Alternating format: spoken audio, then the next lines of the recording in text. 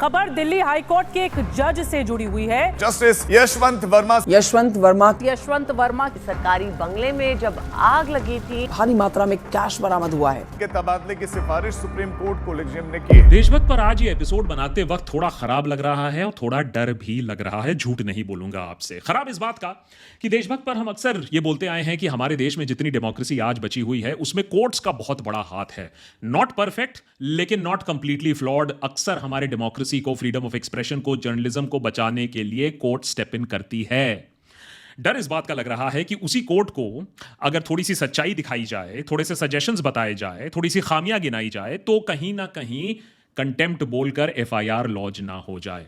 लेकिन देशभक्त पर क्या करें, आदत है, सच तो बोलना ही पड़ेगा। और हमारे काफी मेंबर्स ने भी रिक्वेस्ट किया कि इस मुद्दे पर, जस्टिस वर्मा के मुद्दे पर बात करना काफी जरूरी हो गया है, क्योंकि एक लेवल से अब तो ब्रेजननेस तक बात पहुंच चुकी है। तो इस पर चुप्पी साधने से भी कोई सोल्यूशन नहीं निकलेगा, देश का कोई भला नहीं होगा। इसीलिए जान हथेली पर रखकर आज का एपिसोड थोड़ा ध्यान से सुनिएगा। काफी इन्वेस्टिगेशन किया है, काफी रिसर्च किया है, काफी लोगों से बात करके ही आज का एपिसोड बना है। शायद कहीं कहीं मैं धीरे बात करूं, कहीं कहीं कोट करके बात करूं, क्योंकि एक्यूरेट होना इस मामले में काफी इंपॉर्टेंट है। ये काफी जटिल मामला है, कोई सही कोई क्लियर गलत नहीं है, लेकिन यह मुद्दा हमारे देश के लिए काफी महत्वपूर्ण है। तो जस्टिस यशवंत वर्मा के यहां जो मिला, क्यों मिला, क्या मिला और उसका अंजाम क्या हो रहा है, उसके बारे में तो बिल्कुल बात करेंगे। जो रिएक्शंस आ रहे हैं, काफी कड़े तेवर आ रहे हैं। वहां अगर आप इलाहाबाद हाईकोर्ट बार एसोसिएशन की बात करो तो वो बोल रहे हैं कि इन्हें हमें वापस मत भेजो, हम कोई ट्रैश बिन नहीं है, हम कोई कूड़ादान नहीं है जो आप उठाकर हाईकोर्ट से, दिल्ली के हाईकोर्ट से उठाकर इलाहाबाद हाईकोर्ट में डाल दोगे। लेकिन उससे भी बड़ी बात, ये कोई पहली बार तो हुआ नहीं है जहां करप्शन इन जुडिशरी की बात हो रही है। तो इससे पहले एपिसोड्स ऑफ करप्शन के बारे में क्या है? क्या सच्ची में हमारे सुप्रीम कोर्ट के पास इन्वेस्टिगेशन करने का, करप्शन रोकने का कोई साधन है भी, या ट्रांसफर ही हम खेलते रह जाएंगे और सरकार अपना गेम उधर साइड से खेलती रहेगी? उस पर भी बात करना काफी इंपॉर्टेंट है।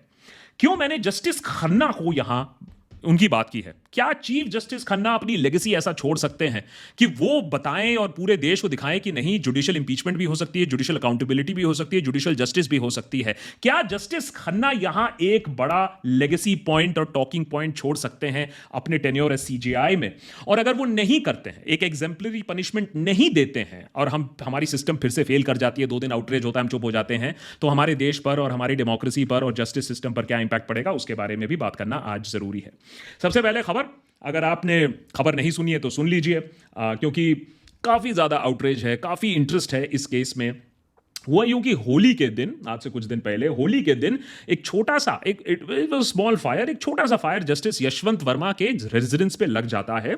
और ये बात कभी अखबारों में आती भी नहीं, कोई बात भी नहीं करता। मेरे ख्याल से 2 फायर टेंडर गए थे, छोटा सा कमरा था, बैक रूम था, उसमें आग लग गई थी, फायर टेंडर आकर आग को बुझा दिया गया।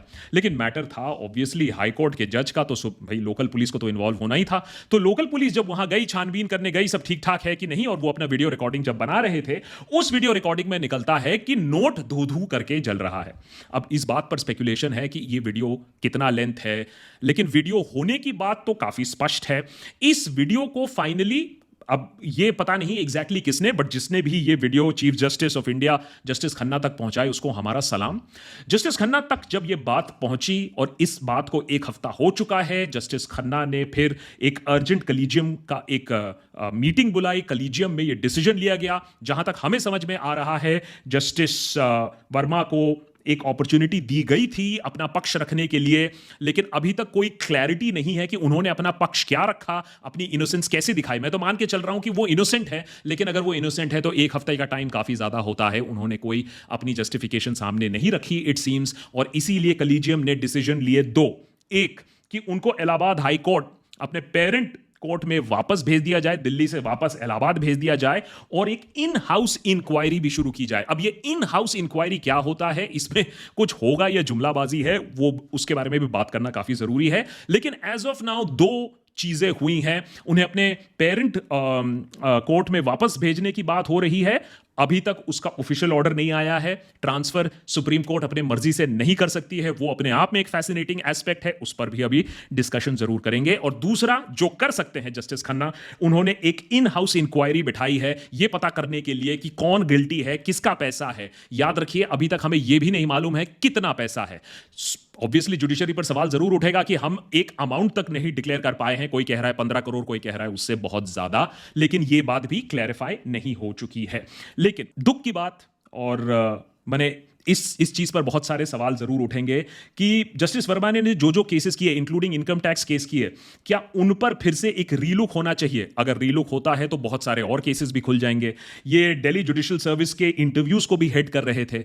तो एक ऐसा जज जिसके ऊपर ऐसा सीरियस एलिगेशन लगा है, काफी सीनियर दिल्ली हाई कोर्ट जज जो खुद जुडिशियल सर्विस के लिए इंटरव्यूज ले रहे थे, उनके साथ ऐसा हुआ है। एंड दैट इज व्हाई ये चीज की क्लैरिटी बहुत इंपॉर्टेंट है। लेकिन जो अनप्रेसिडेंटेड है वो सिर्फ एक जज के यहां पैसा धू धू करके जल रहा है और उसका वीडियो फुटेज और उसके बाद सीजीआई ने एक्शन लिया, वो नहीं है। एक और चीज जो काफी अनप्रेसिडेंटेड है, जो कि जनरली जुडिशरी में नहीं होता है, क्योंकि हर चीज को ढक दिया जाता है, बातचीत नहीं होती है, एक ओमेटा साइलेंस किया जाता है, भाई भाई एक दूसरे को देखते रहते हैं, वो ये है कि जो रिएक्शंस आए हैं, जो तेज तीव्र गति से जो रिएक्शंस आए हैं इस केस में, सबसे बड़ा रिएक्शन जो मैं काफी सरप्राइज्ड हूं, इतने सालों से न्यूज ट्रैक किया है, मैंने तो कभी ऐसा नहीं सुना है, जहां इलाहाबाद हाईकोर्ट बार एसोसिएशन ने चीफ जस्टिस ऑफ इंडिया और justices of the Allahabad high court को ऑफिशियली लेटर लिखकर, लेटर हेड पर लेटर लिखकर बोला है, we are not okay to this repatriation. इनको दिल्ली से ये बदनाम हो गए हैं, तो इनको इलाहाबाद जो भेज रहे हो, हम ट्रैश बिन नहीं है, वी आर नॉट ट्रैश बिन। ऐसी लैंग्वेज, इतना स्ट्रॉन्ग पोजीशन मैंने कभी किसी बार एसोसिएशन को लेते हुए तो नहीं देखा है। और उन्होंने कहा है कि करप्शन इज नॉट एक्सेप्टेबल और बार को कंसल्ट नहीं किया जाता है, लोगों को जुडिशरी में एलिवेट कर दिया जाता है, और इसी के वजह से एक फॉल इन स्टैंडर्ड हुआ है, और इसी के वजह से public faith in judiciary has been quote and quote greatly damaged. तो Allahabad High Court bar association ने तो काफी एक स्ट्रॉन्ग स्टैंड लिया है। उधर Vikas Singh, former president of the Supreme Court bar association, ने भी मीडिया से बात करते हुए साफ कर दिया कि एक हफ्ता काफी होता है किसी को अपना पक्ष रखने के लिए, तो जस्टिस वर्मा ने अपना पक्ष क्यों नहीं रखा, और अगर पक्ष नहीं रखा है तो ट्रांसफर सोल्यूशन नहीं हो सकता है।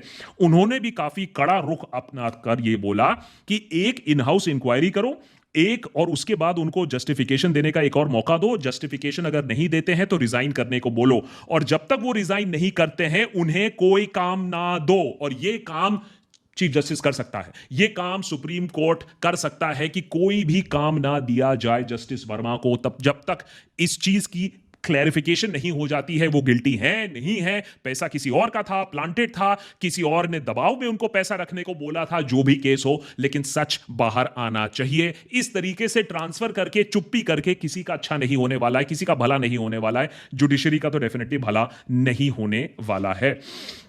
ऑल्सो कपिल सिब्बल, जो अभी के सुप्रीम कोर्ट बार एसोसिएशन के प्रेसिडेंट है, उन्होंने कहा कि करप्शन जो जुडिशरी में है वो पहली बार तो आज उठ नहीं रही है, ये बात काफी टाइम से उठती आई है, और कलीजियम जो है वो हेल्पलेस है। कलीजियम को देखना पड़ेगा क्या डायरेक्शंस वो इशू कर सकते हैं, और कलीजियम को कोई एक्शन लेना पड़ेगा, नहीं तो ये सिग्नल जाता है पूरे देश को और दुनिया को कि हमारी जुडिशरी कितनी कमजोर है। ये जो कलीजियम हेल्पलेस है, ये बहुत इंटरेस्टिंग एक चीज है, और इस पर डिबेट और डिस्कशन अगर हम औरंगजेब से आगे बढ़े तो करना बहुत जरूरी है। एक बहुत इंटरेस्टिंग चीज मैं आपको बताता हूं।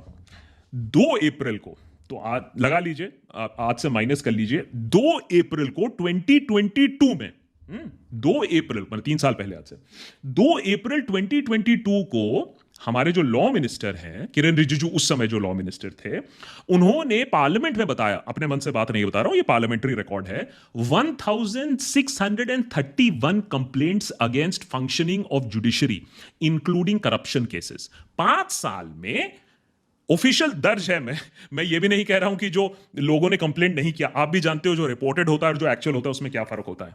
5 साल में किरण रिजिजू पार्लियामेंट को बताते हैं 1631 complaints against functioning of judiciary including corruption cases. क्या किया गया इसके साथ? यही तो मजा है। आपके और हमारे साथ नहीं होगा, आप और हम तो कॉकरोच हैं, हमारे अगेंस्ट केस होगा ना तो फटाफट ऐसे एक्शन लिया जाएगा। उन्होंने बताया कि देखिए, हमने अपना काम कर लिया, सरकार के पास अगर ये कंप्लेंट आया है तो हमने चीफ जस्टिस ऑफ इंडिया और जो हाईकोर्ट है उनके चीफ जस्टिस को ये कंप्लेंट्स आगे बढ़ा दिए। 3 साल पहले की बात बता रहा हूं मैं। पिछले साल क्या हुआ, जर्नलिस्ट सौरभ दास ने एक काम किया, सिंपल सा काम किया, कोई माने रेवोल्यूशनरी काम नहीं है। और सोचिए कि इतने सिंपल चीजों का जवाब मिलना हमारे देश में कितना मुश्किल हो गया, क्योंकि सवाल पूछना तो हमें आता ही नहीं है, क्वेश्चन एवरीथिंग तो है ही नहीं है, क्योंकि औरंगजेब से सवाल पूछने से हमें फुर्सत नहीं मिलती है। जर्नलिस्ट सौरभ दास ने क्या किया, उसने कहा कि मैं एक आरटीआई फाइल कर रहा हूं, कृपा करके मुझे बता दीजिए पिछले 2 सालों में आपने इसके बारे में क्या किया। ये जो 1631 कंप्लेंट्स हैं और आप बोल रहे हो कि भाई अकाउंटेबिलिटी होनी चाहिए, तो आप हमें बता दीजिए प्रक्रिया कहां तक चली है। हम थोड़े कह रहे हैं कि किसी का इंपीचमेंट हो गया, अरे कुछ तो प्रोसेस हुआ होगा, कोई एक्सप्लेनेशन डिमांड किया होगा, सम एक्शन, सम लेटर्स, कुछ तो एक्शन लिया गया होगा। मजे की बात है, मजे की नहीं है, सरप्राइज की बात अब कहां रह गई है। मजे की बात यह है कि सरकार ने इस आरटीआई को डिनाई कर दिया, quoting section 79 of the RTI act, जो यह कहता है, and I quote, providing information would disproportionately divert resources और be detrimental to the safety of the record. माने बेसिकली हमारे पास इतने रिसोर्सेज नहीं है, अपने फजूर वाले सवाल हमारे पास मत लाओ। जबकि आरटीआई में यह बोला गया है कि अगर आप इस फॉर्मेट में नहीं दे सकते हो, लिस्ट में नहीं दे सकते हो, एक्सेल में नहीं दे सकते हो, कुछ और तो दो, कोई रिकॉर्ड, कोई ईमेल, कोई ट्रांजैक्शन। बट यहां खारिज कर दिया गया सिरे से। पार्लियामेंट में एक फैक्ट जो बताया गया, 1631 कंप्लेंट्स आए हैं इंक्लूडिंग करप्शन कंप्लेंट, जब आज 3 साल बाद हमें मालूम नहीं है कि उन कंप्लेंट्स का क्या हुआ, कोई एक्शन लिया गया या नहीं। तो ये मजे की बात तो है ही। और इसमें सुप्रीम कोर्ट क्या कर सकता है, जब कभी कभी जब रेयर केस में जब अग्नि देवता खुद ही संदेश भेजते हैं, आग लगा देते हैं, बात सामने आ जाती है, नोट धू धू करके जल रहे हैं, अपेरेंटली वीडियो भी है, तो सुप्रीम कोर्ट एक काम कर सकती है, ट्रांसफर। लेकिन और मजे की बात सुनिए, अगर ओपन एंड शट केस भी हो, जहां सारा सबूत आपके पास है, मान लीजिए, तब भी सुप्रीम कोर्ट ट्रांसफर तक नहीं कर सकती है। ट्रांसफर भी नाम मात्र ही कर सकती है, एक्शन भी नाम मात्र ही ले सकती है। यह है आज की जुडिशियल हालत, जहां आप और हम एक चीज गलत कर दें तो कोर्ट कचहरी तारीख पर तारीख हमारी वाट लगा दी जाएगी, क्योंकि हम है कॉकरोच। लेकिन कोर्ट में अगर मामला हो, अगर जस्टिसेस का मामला हो, तो कोई अकाउंटेबिलिटी और कोई रिस्पॉन्सिबिलिटी नहीं है। समझाता हूं कैसे। जस्टिस शेखर कुमार यादव, आपको याद है, कुछ ही दिन पहले का केस है, दिसंबर का केस है। वीएचपी के एक फंक्शन में गए, वीएचपी के फंक्शन में जाकर खूब अच्छी तरीके से भाषणबाजी की। भाषणबाजी में उन्होंने ये भी कहा कि भैया मेजोरिटेरियनिज्म का रूल है। उन्होंने ये कहा हमारी गीता, तुम्हारा कुरान, और कटमुल्ला तक शब्द बोल डाला, जिसको बहुत लोगों ने कहा कि भाई साहब, एक सिटिंग जस्टिस ऐसे बात नहीं कर सकता है, ये ग्राउंड्स ऑफ इंपीचमेंट बनता है। ऑपोजिशन ने भी इस मुद्दे को उठाने की कोशिश की। वैसे इंपीचमेंट का मुद्दा बहुत ही कॉम्प्लिकेटेड होता है। जहां तक जस्टिसेस की बात है, 100 लोकसभा, 50 राज्यसभा के लोग पहले सिग्नेचर देंगे, उसके बाद कमेटी बैठेगी, इन्वेस्टिगेशन होगा, उसके बाद स्पेशल मेजॉरिटी से पास होना होगा रेजोल्यूशन, जो कि आज तक कभी नहीं हुआ है। हाँ, 7 बार इंपीचमेंट प्रोसेस इनिशिएट हुआ है, लेकिन हमारे देश के इतिहास में कभी भी कोई जस्टिस इंपीच नहीं हुआ है। क्या जस्टिस यशवंत वर्मा इसको बदल सकते हैं, वो हम अभी देखते हैं। लेकिन अब सुनिए मजे की बात। सुप्रीम कोर्ट ने इस बात को कॉग्निसेंस में लिया कि यार ये तो गलत हो रहा है, इस पर कुछ करना चाहिए। तो 17 दिसंबर को ये सुप्रीम कोर्ट के सामने अपीयर करते हैं। सुप्रीम कोर्ट इन्हें खरी खोटी तो नहीं बोलूंगा, बहुत ही नम्र स्वभाव से बोलती है कि ये अवॉइडेबल होना चाहिए था। ये जब तुम बोल रहे हो ऐसा, ये तो बहुत ही पार्टीजन है, ये तो बहुत ही ओपनली है, कैमरा रोल कर रहा है, तुम क्या बात कर रहे हैं, ऐसे मत करिए। तो 1 महीने बाद जब सुप्रीम कोर्ट ने कहा कि जस्टिस यादव ये अवॉइडेबल था remark, justice Yadav chief justice of Allahabad High court को 1 महीने बाद लिखित जवाब देते हैं और बोलते हैं कि मैं अपने रिमार्क्स पर डटा हूं, अड़ा हूं, जो करना है कर लो, जो करना है कर लो। मैं बोल रहा हूं, उन्होंने नहीं बोला था केस ना कर दे मेरे ऊपर। यहां सॉरी बोलकर या रिग्रेटेबल बोलकर शायद बात खत्म हो चुकी होती, लेकिन बात नहीं खत्म हुई। उन्होंने कहा I stand by my remark.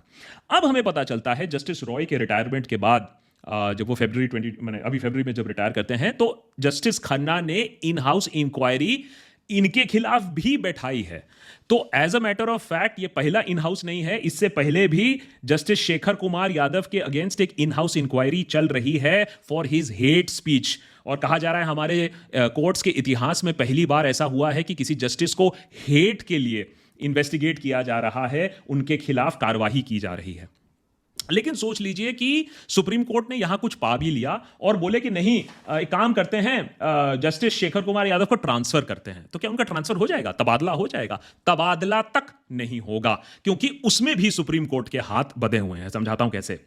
हुआ यूं कि सुप्रीम कोर्ट ने बोला कि भैया हमें 4 गुजरात हाई कोर्ट जस्टिसेस को ट्रांसफर करना है, इंक्लूडिंग जस्टिस समीर दवे।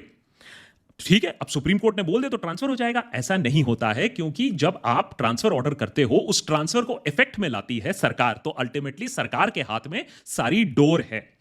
तो जब और जस्टिस दवे बड़े इंटरेस्टिंग बंदे हैं। इन्होंने, अगर आपको याद है तो हेडलाइंस में काफी आए थे जब इन्होंने एक प्रेग्नेंट माइनर रेप विक्टिम को भी कह दिया था कि क्या बात कर रहे हो, 17 साल की लड़कियां तो पैदा करती थी बच्चे, पहले मनुस्मृति जाकर पढ़ो। जस्टिस कौल ने इस केस को फिर आगे बढ़ाया। जस्टिस कौल ने कहा कि देखो, सरकार को फैसला लेना होगा इस पर। हमने बोल दिया है कि तबादला होना चाहिए इन लोगों का, तो करो इनका तबादला। सरकार ने तबादला नहीं किया। तब जस्टिस कौल ने कहा कि अगर आप तबादला नहीं करोगे तो हम इन लोगों को काम देने से रोक देंगे, तो वो भी नहीं हुआ। फाइनली जस्टिस कौल इस केस को 5 दिसंबर को सुनने वाले थे, जब केस से ही उनके कोर्ट से हटा दिया गया। और जस्टिस कौल ने अपेरेंटली कहा, and I quote, I will just say one thing, I have not deleted the matter, I am sure the chief justice is aware of it. Prashant Bhushan को यह बात उन्होंने कही। चीफ जस्टिस उस समय हमारे जस्टिस चंद्रचूड़ थे। अब उन्होंने क्यों हटाया, नहीं हटाया, अगर इस पर कोई बातचीत की जाए, टिप्पणी की जाए, तो फिर से वो कंटेम्प्ट हो जाएगा। बट फैक्ट इज कि सुप्रीम कोर्ट ऑफ इंडिया के ऑर्डर के बावजूद जस्टिस को नहीं हटाया गया। ये पावर है आज हमारे सुप्रीम कोर्ट में। अब सवाल फाइनली फिर यह आता है कि जस्टिस संजीव खन्ना इस पर कुछ कर सकते हैं या नहीं, एक लेगेसी अपने लिए सेट कर सकते हैं या नहीं। मेरा यह मानना है कि इंपीचमेंट तो बहुत मुश्किल प्रोसेस है, लेकिन कहीं ना कहीं हमें एक शुरुआत करनी पड़ेगी हमारे इंडिपेंडेंट इंडिया की हिस्ट्री में कि किसी को तो इंपीच किया जाए एज एन एग्जेम्पलरी पनिशमेंट। मैं ऐसा नहीं कह रहा हूं कि यही सबसे गिल्टी जज हैं, अगर ऐसा कुछ प्रूव हो जाता है, शायद पहले भी हो चुके होंगे, लेकिन कहीं ना कहीं एक एग्जाम्पल सेट करना पड़ेगा। तो ए, अगर वो नहीं गिल्टी है, इन्वेस्टिगेशन करो, नाम साफ करो। बी, अगर वो गिल्टी है तो एक बाईपार्टीजन सपोर्ट बनाकर एक इंपीचमेंट प्रोसेस शुरू करो, जिससे कोर्ट पर विश्वास रहे, लोगों का विश्वास हट ना जाए। मेरी ऑप्टिमिज्म के पीछे एक और छोटी सी वजह है। अब मैं हिस्टोरिकल बफ हूं, आप हिस्टोरिकल रोमांटिक कह लीजिए, लेकिन जस्टिस खन्ना के uncle justice HR Khanna legendary हैं हम जैसे लोगों के लिए, जो सिस्टम के खिलाफ अपनी आवाज उठाते हैं, जो सच के लिए अपनी आवाज उठाते हैं। जब इंदिरा गांधी का कहर और इमरजेंसी का कहर लोगों पे ढा चुका था, जब इंदिरा गांधी ने कहा कि तुम्हारे पास कोई हक नहीं है, तुम्हारे पास कोई राइट्स नहीं है, हम तुम्हारा right to life and liberty भी छीन सकते हैं और तुम कोर्ट में अपील नहीं कर सकते हो, जिसे हेबस कॉर्पस केस भी कहा गया था, उसमें सिर्फ एक डिसेंटिंग जज था, बाकी सब इंदिरा गांधी के तलवे चाट रहे थे। एक डिसेंटिंग जज था, जो आज हमारे CJI हैं, उनके अंकल जस्टिस HR खन्ना। और ये जानते थे, जस्टिस खन्ना जानते थे कि उनकी जो चीफ जस्टिस की पोजीशन है वो छिन जाएगी, इंदिरा गांधी कभी उन्हें अपॉइंट नहीं करेंगी, और ऐसा ही हुआ। लेकिन तब भी कुछ लोग हैं जो सिस्टम के खिलाफ जो गलत हो रहा है उस पर आवाज उठाने के लिए विश्वास रखते हैं। क्या जस्टिस खन्ना ऐसा कर सकते हैं? जस्टिस खन्ना को वैसे कोई बहुत बड़ा काम नहीं करना है, किसी के अगेंस्ट नहीं जाना है, सिंपल चीजें हो सकती हैं। ए, आप ट्रांसपेरेंसी बढ़ा दो। अभी जो बात हो रही है ना, अरे अगर 1631 केसेस हैं 5 साल में, तो उनका क्या हुआ किसी को नहीं मालूम है। आप बोलो कि भैया जैसा जैसा प्रोसेस होगा मैं उसको पब्लिक करता रहूंगा।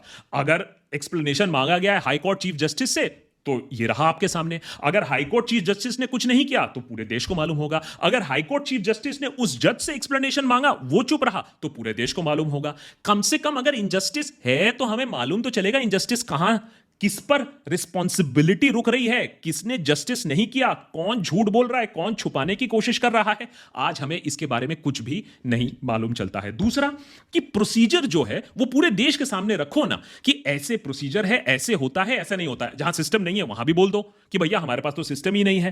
ये जो कलीजियम की मीटिंग्स है फॉर एग्जांपल, इसको पब्लिक करो ना। जैसे आज हम कोर्ट्स में देखते हैं कैसे कार्यवाही होती है, वीडियो रिकॉर्डिंग है, वैसे ही कलीजियम के मीटिंग के मिनट्स निकाल दो, तो पता तो चलेगा कौन से जज ने क्या कहा, किसकी मंशा किधर है। अभी तो सब बंद दरवाजे के पीछे सब काम चल रहा है।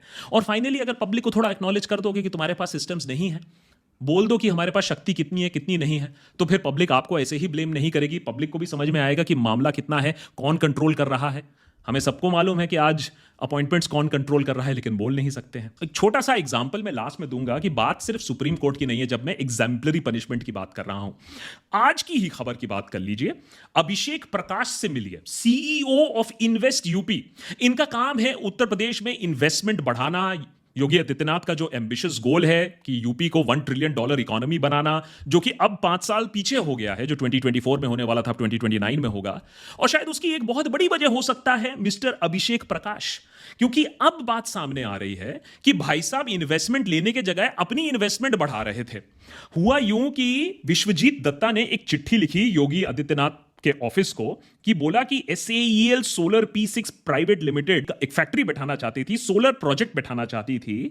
और जब ये बात निगोशिएशन पे जा रही थी, रिव्यू के लिए जा रहा था ये प्रोजेक्ट, एक सीनियर ऑफिशियल उनको फोन करता है इन्वेस्ट यूपी से और बोलता है 5% इस प्रोजेक्ट का हमको दे दो और हम तुम्हारा अप्रूवल करा देंगे। इन्होंने, भाई साहब ने एक अच्छा काम किया कि इन्होंने नहीं दिया पैसा।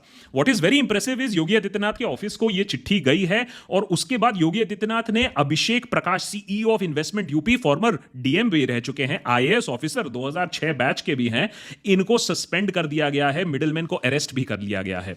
अगर सोचो इसी केस को और आगे ले जाकर बड़े बड़े अफसरों को जेल करा दिया जाए तो कहीं ना कहीं एक डर तो बैठेगा। मैं नहीं कह रहा हूं कि हमारे देश से करप्शन हट जाएगा, लेकिन मैं ये जरूर कह रहा हूं कि जो ओपन एंड शट केसेस है, जहां आपके पास बहुत प्रूफ है, जहां कुछ और साबित करने की जरूरत नहीं है, उनको आप एक एग्जाम्पल बना सकते हो जिससे कम से कम 100 में से 5 लोग तो ये 5 लोग जानेंगे कि मैं 100 लोग करप्शन कर रहे हैं, लेकिन 5 जो फंसेगा वो इतनी बुरी तरीके से फंसेगा उसको फिर कोई नहीं बचा सकता है, वो कोई माइका लाल नहीं बचा पाएगा उसको। शायद उससे ओवरऑल करप्शन थोड़ी सी कम हो सकती है।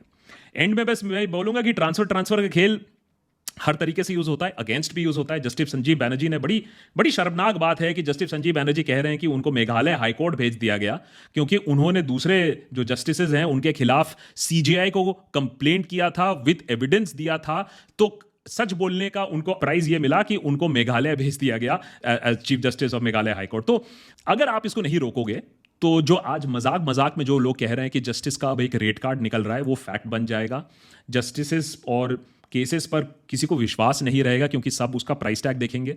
और ये जो बुलडोजर जस्टिस हो रहा है, मैं बोलता हूं कि इससे बाकी सब तो छोड़ो, बाकी आउटरेज तो छोड़ो, सबसे ज्यादा आउटरेज जुडिशियल क्लास को करना चाहिए, जजेस को करना चाहिए, क्योंकि झापड़ उन पर लग रहा है। क्योंकि लोग जब सेलिब्रेट करते हैं बुलडोजर जस्टिस, क्यों करते हैं? क्योंकि उनको जस्टिस पर विश्वास उठ चुका है, तो उनको बुलडोजर जस्टिस ही ज्यादा सही दिखता है। तो ये इरोजन ऑफ ट्रस्ट जिसके बारे में जस्टिस खन्ना भी अब बात कर रहे हैं, अगर इस इरोजन ऑफ ट्रस्ट को रोकना है तो आपको एक एग्जेम्पलरी पनिशमेंट सेट करना होगा। मैं ये नहीं कह रहा हूं कि सबसे बुरा बंदा फंसेगा, लेकिन एग्जेम्पलरी पनिशमेंट में जो ओपन एंड शट केस है उसको फंसाओ, उसको दिखाओ और एब्सोल्युटली ट्रांसपेरेंट तरीके से दिखाओ कि ये क्यों ये बंदे को पनिशमेंट मिल रही है, और बताओ ये एग्जेम्पलरी पनिशमेंट है जिससे कम से कम आगे 10 वाले लोग थोड़ा सोच के करप्शन करेंगे। अगर करप्शन नहीं करेंगे तो अच्छी बात है, और करेंगे तो 10 गुना सोच के करेंगे।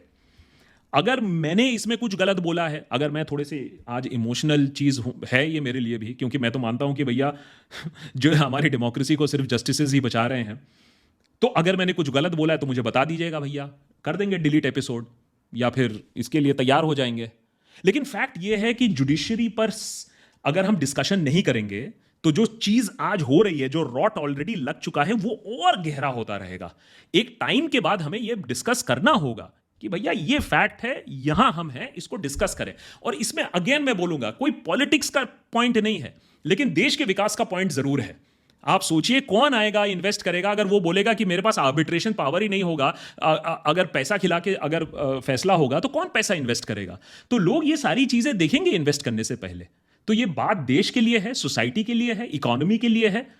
कहीं हम अगर पॉलिटिक्स छोड़कर इसको एक साथ डिस्कस करें तो शायद अच्छा होगा, नहीं तो 2 दिन का आउटरेज है, फिर कल हम और खुदाई में लग जाएंगे।